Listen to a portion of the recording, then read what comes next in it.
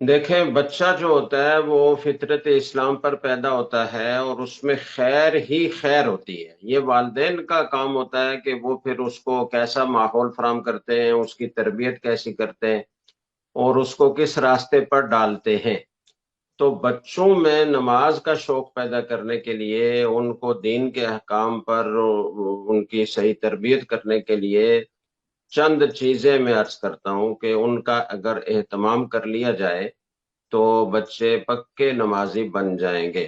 سب سے پہلی بات اس سلسلے میں یہ ہے کہ جو والدین اپنے بچوں کو نماز کا پابند بنانا چاہتے ہیں وہ خود پہلے نماز کی پوری پابندی کریں۔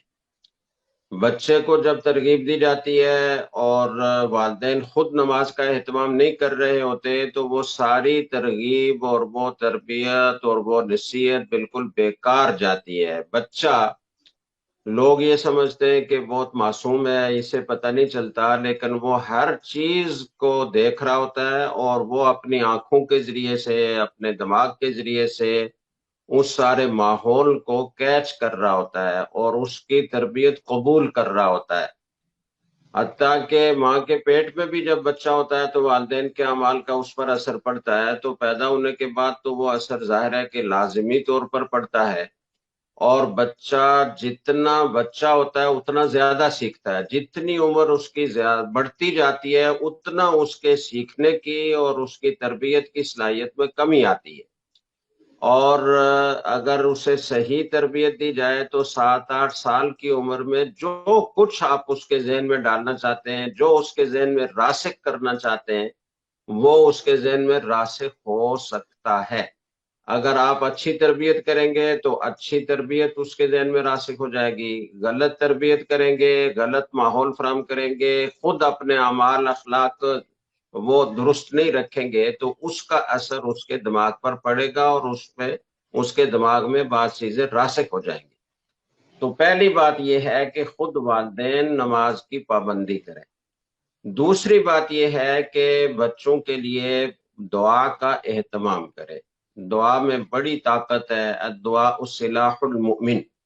پھر والدین کی دعا اپنے بچوں کے لیے، اس کی تو بہت زیادہ اہمیت ہے اور اس کا فائدہ یقینی طور سے ہوتا ہے۔ بچوں کے لیے دعاؤں کا بہت بچوں کی تربیت پر اثر پڑتا ہے۔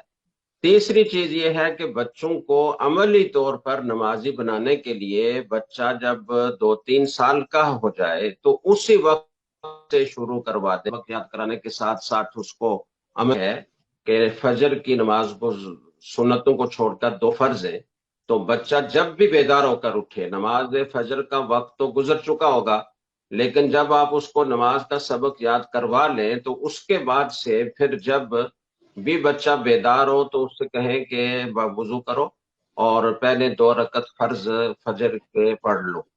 تو اس طریقے سے عملی طور پر اس کو نماز پر لگا دیا جائے۔ دوسری مختصر ترین نماز ہے مغرب کی۔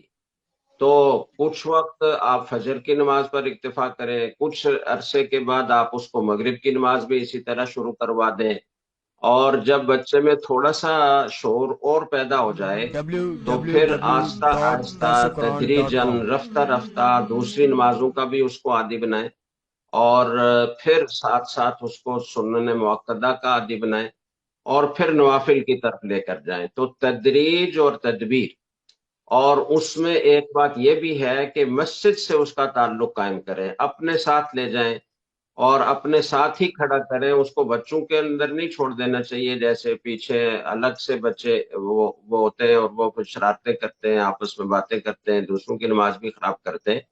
تو چھوٹے بچوں کو بھی اپنے ساتھ صف میں کھڑا کرنا جائز ہے، اور فقہا نے لکھا ہے کہ اس زمانے میں بچوں کو الگ پچھلی صف میں کھڑا کرنے کی بجائے اپنے ساتھ کھڑا کرنا زیادہ بہتر ہے۔ تو مسجد کی محبت اس کے دل میں ڈالیں اور اس کی چھوٹی چھوٹی جو تمنائیں آرزویں ان کو عبادت کے ساتھ جوڑ دیں۔ آپ اس کا یہ ذہن بنائیں کہ دیکھو اللہ نے ہمیں فلاں نعمت دی، فلاں نعمت دی، فلاں نعمت دی، یہ پتہ ہے کیوں دی ہے؟ اس لیے کہ ہم اللہ تعالیٰ کی عبادت کرتے ہیں، ہم اللہ تعالیٰ کو ایک مانتے ہیں، اسی کو عبادت کے لائق سمجھتے ہیں۔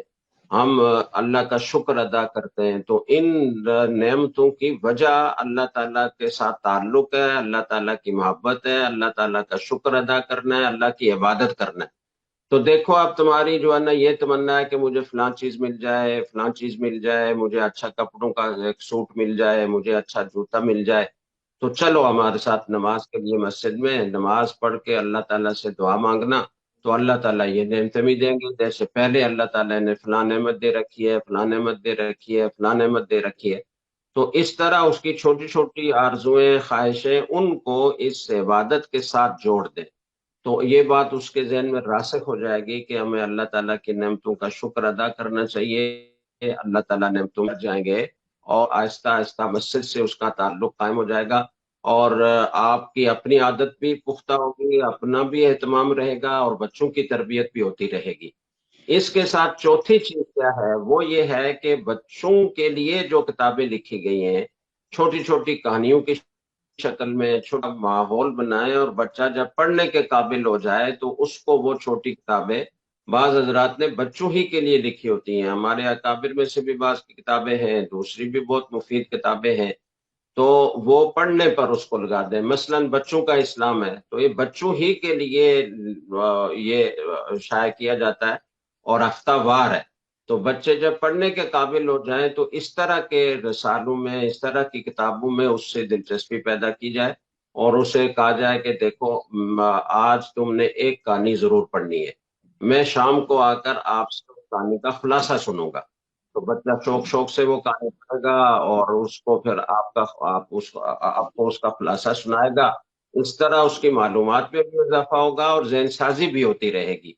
तो ये चंद चीजें हैं जो बच्चों की तरबियत के लिए हैं।